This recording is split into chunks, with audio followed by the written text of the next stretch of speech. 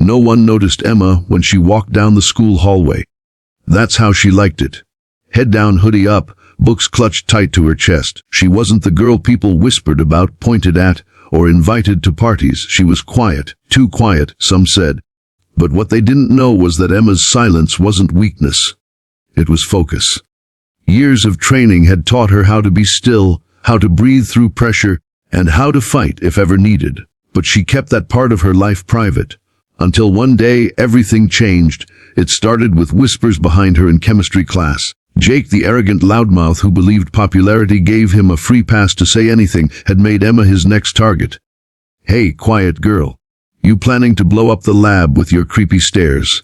His friends laughed like it was the funniest thing ever said. Emma didn't flinch. She looked down at her notebook, finished writing her formula, and ignored them. But to bullies like Jake, silence wasn't strength. It was permission. The comments didn't stop there. They escalated. Notes left on her locker calling her names, crude jokes muttered in the cafeteria. Even a video someone secretly filmed of her eating lunch alone with the caption, "Ghost Girl Eats Sadness." It went viral in the school group chat within minutes. Emma saw it. She read the comments. Her hands trembled, but not out of fear, out of restraint. The final straw came on a rainy Thursday. Emma had just returned from gym class, drenched from the storm outside. As she sat in the library trying to dry off and work on an essay, Jake and his crew walked in. They saw her, laughed, and approached. One of them knocked her backpack to the floor.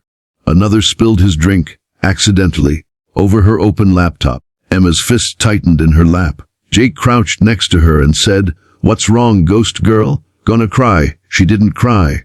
She didn't say a word. She stood up and walked away. Everyone in the room thought she had given up. They didn't see what was coming. That weekend, Emma didn't hide in her room.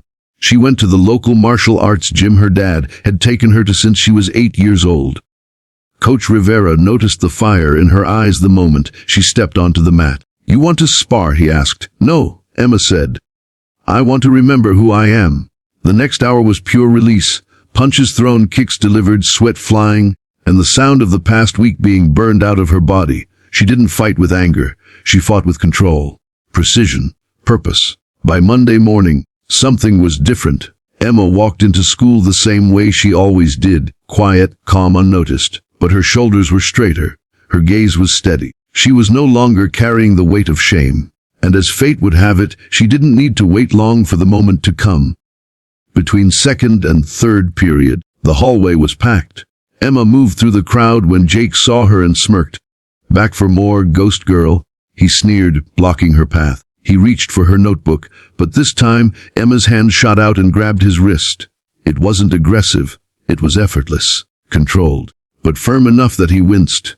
"Don't touch me," she said, loud enough for everyone to hear. Jake tried to pull away, his ego bruised. "You better let go," he began, but before he could finish, Emma stepped aside, twisted his wrist in a clean Aikido move, and sent him stumbling backward. He hit the floor with a thud that silenced the hallway. For a moment, no one spoke. Even Jake's friends froze. Emma didn't gloat. She didn't yell. She picked up her notebook, looked down at him, and said, "You're not as strong as you think, and I'm not as weak as you hoped." The word spread fast. That moment was captured on camera by a freshman nearby. Within an hour, the video had reached half the school.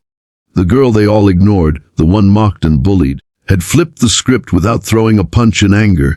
She walked away from the scene not as a victim, but as someone they finally saw. In the days that followed, everything changed. Some students apologized. Others stayed quiet, ashamed of laughing at Jake's jokes before. Jake himself avoided Emma completely. The school counselor called her in, not to reprimand her, but to listen.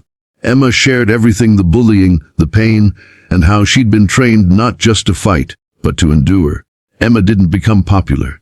She didn't suddenly join every club or attend every event, but she didn't eat alone anymore. She started a self-defense club for students who felt invisible, and every Wednesday in the old gym room, a group of quiet kids learned that silence isn't the same as helplessness. Emma's story spread beyond the school. She was invited to speak at a local youth seminar about bullying and self-worth. She stood on stage, holding the mic with calm hands, and said, "Being quiet doesn't mean you're weak. Sometimes it means you're listening. Sometimes it means you're learning." And sometimes, it means you're just waiting for the right moment to show who you really are. Tune final message, never mistake quietness for weakness. Behind every silent soul, there may be a storm of strength, discipline, and fire, waiting for the moment to rise. Respect everyone, because you never know what they're capable of